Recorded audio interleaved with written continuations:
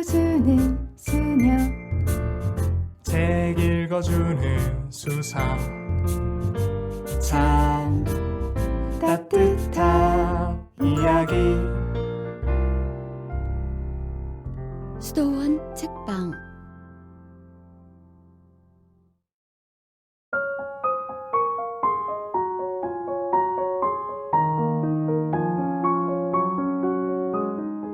안녕하세요. 책 읽어주는 수녀 성바오로딸 수도회 김경희 젬마수녀입니다. 오늘 읽어드릴 책은 송보모 신부님의 성서와 인간 시리즈 9번째 회심하는 인간입니다. 이 책은 시편 130에 대한 묵상과 고해성사 그리고 양심성찰이라는 주제를 통해서 죄의 곤경에서 일어나고자 울부짖는 인간의 모습과 하느님의 자비에 대한 인간의 절대적인 신뢰를 보여주며 인간의 모든 죄를 용서하시는 하느님께 돌아가는 인간, 곧 회심하는 인간의 여정을 보여주고 있습니다.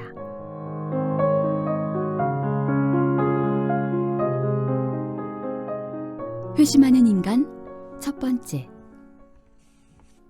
살아가면서 무엇인가 잘못했을 때 소판을 툭툭 털고 다시 놓듯이 잘못된 것을 훌훌 털고 새롭게 시작할 수만 있다면 그것이야말로 구원일 것이다. 특별히 어디에서부터 어떻게 시작해야 될지 모를 만큼 절망적일 때 다시 새 삶을 살 수 있게 된다면 그것은 진정 축복일 것이다.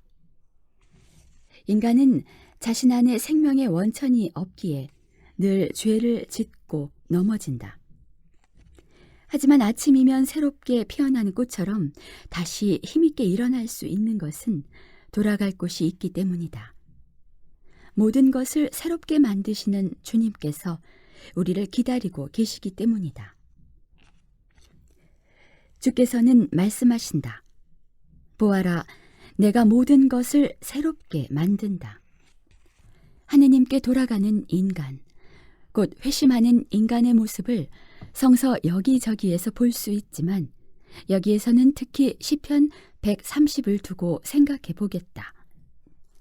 굳이 시편 130을 택한 까닭은 이 시편이 참회 예절에 자주 사용될 뿐만 아니라 이 시편만큼 죄의 곤경에서 일어나고자 울부짖는 인간의 모습과 하느님 자비에 대한 절대적 의탁을 보여주는 성서 구절이 없기 때문이다.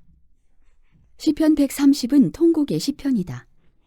죄의 나락에 떨어져 울부짖으면서 다시 일어나려고 애쓰는 한 인간의 절규이다.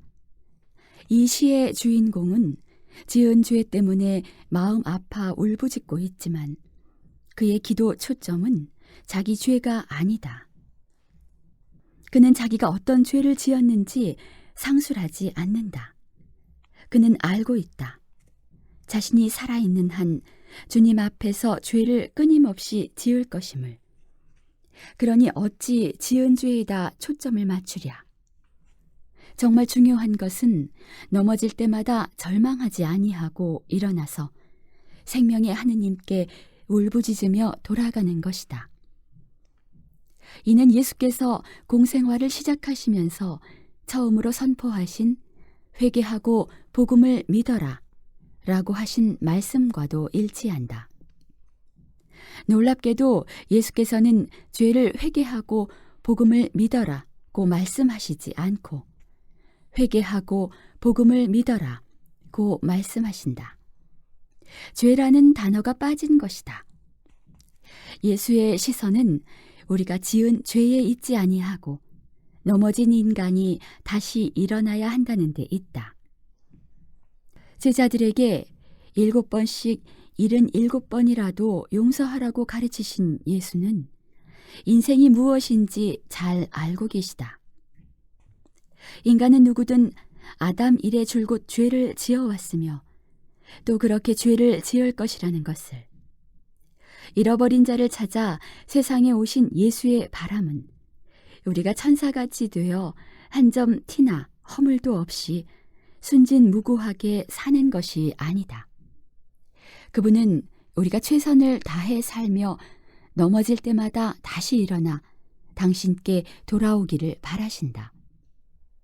돌아와서 다시 구원과 복음을 살아가는 것이다. 그리스도인이란 죄 없는 자들이 아니라 용서받은 죄인들이다. 죄인은 죄인이지만 용서받은 죄인이요, 앞으로도 계속 용서받을 죄인이다. 시편 130의 저자는 하느님은 언제나 용서하시며 해방과 자유를 안겨주시는 분임을 알기에 내면 깊이에서부터 울부짖고 있는 것이다. 그는 자신의 울부짖음이 하느님의 무한한 자비심에 전달될 것이요, 용서받게 될 것임을 믿어 의심치 않는다. 그래서 그의 탄원 기도는 좋으신 하느님을 찬양하는 것으로 끝난다. 이스라엘이여, 하느님께 희망을 두어라. 그에게는 충실한 사랑이 있고 넘치는 구속이 있기에 그가 이스라엘을 모든 죄악에서 구하리라. 고해성사는 대자대비하신 하느님에 대한 이성적 깨달음을 내면적 깨달음으로 만드는 길이다. 고해성사를 통해서 하느님의 용서를 체험한다는 것은 가장 하느님 자녀다운 체험이요, 가장 그리스도인다운 체험이다. 그것은 새롭게 창조되는 구원 체험이요, 주님과 더욱 친밀한 인격적 관계를 맺는 화해의 체험이다. 정신분석학자인 융은 환자를 치료하기 전에 먼저 고해성사를 보도록 권하였다고 한다.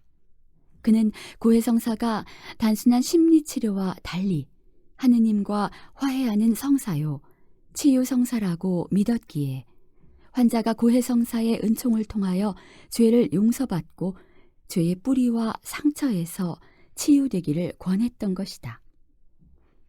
어느 정신과 의사에 따르면 천주교 신자들이 자기를 찾아오는 숫자는 다른 이들에 비해서 아주 적은데 그 까닭은 자기 생각에 천주교인들은 고해성사를 통하여 사죄를 받기 때문이 아닌가 싶다고 한다.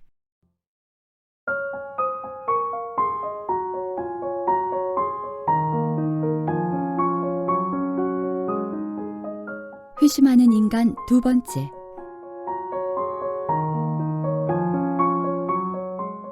죄를 용서받았다는 선언을 들으면서 죄의식에 더 이상 시달리지 않게 되어 몸과 마음의 긴장이 풀리고 그 결과 심리적, 정신적 질환에 덜 걸린다는 것이다. 고해성사에 충실했던 교황 요한 23세는 천당으로 가는 문은 두 개 있는데 하나는 천진난만함이고 다른 하나는 참회입니다. 보잘것없는 우리가 어떻게 첫째 문이 활짝 열려있기를 기대하겠습니까? 그러나 두 번째 문에 대해서는 자신할 수 있습니다. 그런데 오늘날 많은 신자들이 고해성사를 성사로 체험하지 못하고 있다. 아예 고해성사를 보지 않거나 보더라도 형식적으로 마지못해 보고 있다. 이렇게 된 첫 번째 이유는 우리가 죄를 깊이 있게 성찰할 줄 모르고 죄의식을 느끼지 못하기 때문이다. 오늘날 우리는 죄를 죄로 보지 않거나 죄를 심각하게 보지 않는 경향이 있다. 우리는 육체적인 병, 위궤양이나 소화불량이나 관절염이나 암 같은 병에 대해서는 심각하게 생각하지만 우리가 가지고 있는 죄스런 경향들이나 어두운 모습들은 대수롭지 않게 여긴다. 타인을 교묘하게 속이는 일, 습관적인 거짓말, 사실이 아닌데도 자기를 드러내기 위해서 태연하게 꾸미는 태도, 곤란한 처지에 있는 이들을 보면서도 나와는 무관하다고 외면하는 일, 대충대충 하는 부실공사들, 내 배만 부르면 된다는 식의 태도, 남을 험담하는 일 등 죄의식을 느끼지 못하면서 습관적으로 하는 이런 우리의 태도는 죄스런 행위들을 낳는다. 정신분석학자인 매닝어는 현대는 죄에 대한 감각을 잃어버린 시대라고 말한다. 이전에 죄로 정의되었던 행위들을 지금은 어떤 이유로든지 합리화시켜버린다. 어떤 행위든 그러한 행위가 나올 수밖에 없었던 이유를 제시하며 정당화시키는 것이다. 개인적 차원에서는 환경이나 양육 문제, 본능적 충동, 심리적 장애 등으로 사회적 차원에서는 정치, 경제적 착취나 반사회적 행위로 합리화시킨다. 결국 이 세상에 죄는 존재하지만 죄인은 없는 셈이다. 하지만 성서가 분명히 진술하듯이 죄는 엄연히 존재하는 것이요. 가장 큰 죄는 죄의식을 잃는 것이다. 회심하는 인간은 자기 죄와 허물에 지나치게 주목하기보다는 하느님의 놀라우신 사랑과 용서에 더 주목하며 희망을 가져야 할 것이다. 시편 130의 저자처럼 회심하는 순간에 나는 희망하나니 내 영혼은 희망하나니 나는 당신의 말씀을 기다리나이다 라고 외칠 수 있어야 한다. 예수를 배반하는 똑같은 잘못을 저지르고 똑같이 통회했지만 유다는 자살을 하고 베드로는 으뜸 제자가 된 까닭은 유다는 자기 죄만을 바라보고 절망하여 스스로를 단죄하였고 베드로는 예수님의 자비하심에 자신을 의탁하고 희망하였기 때문이다. 조이 케이 소릴은 그에 져서 삶이 기도임을에서 한 가지 훌륭한 우화를 통해 두 번의 양심 성찰이 우리 전 인격을 산 제물로 만들어주고 있음을 강조한다. 어떤 마을에 기도에 전념하며 살아가던 구도자가 있었다. 그는 자기가 하느님을 기쁘게 해드리는 삶을 살고 있다고 믿어 의심치 않았다. 어느 날 그가 하느님께 물었다. 하느님, 이 마을에서 하느님을 가장 기쁘게 해드리는 이가 누구입니까? 하고 그는 하느님이 자기라고 할 줄 알았는데 엉뚱하게도 마을 어귀 오두막에 사는 나무꾼이지 하시는 것이 아닌가. 그 구도자는 놀라움을 감추지 못하고 어떻게 그럴 수 있는가 따졌다. 그 나무꾼은 아침부터 저녁까지 숲속에서 일만 하고 당신 이름은 단 2번밖에 부르지 않습니다. 그러자 하느님은 그 구도자에게 그릇을 하나 주면서 이렇게 말씀하셨다. 나는 지금 세상 일을 돌보느라 너무 바쁘구나.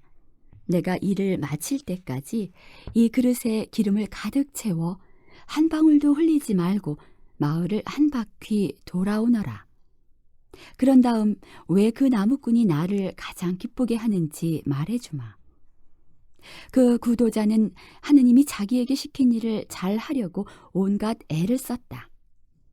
기름이 한 방울이라도 떨어질까 조심조심 걸어 마침내 하느님 앞으로 나왔다. 하느님께서 그에게 물었다. 무슨 생각을 하며 마을을 돌았더냐? 무슨 생각이라니요? 주님께서 시키는 대로 정신 집중을 해서 기름 한 방울도 흘리지 않으려고 애를 썼지요. 마을을 도는 동안 너는 나를 몇 번이나 기억했는가?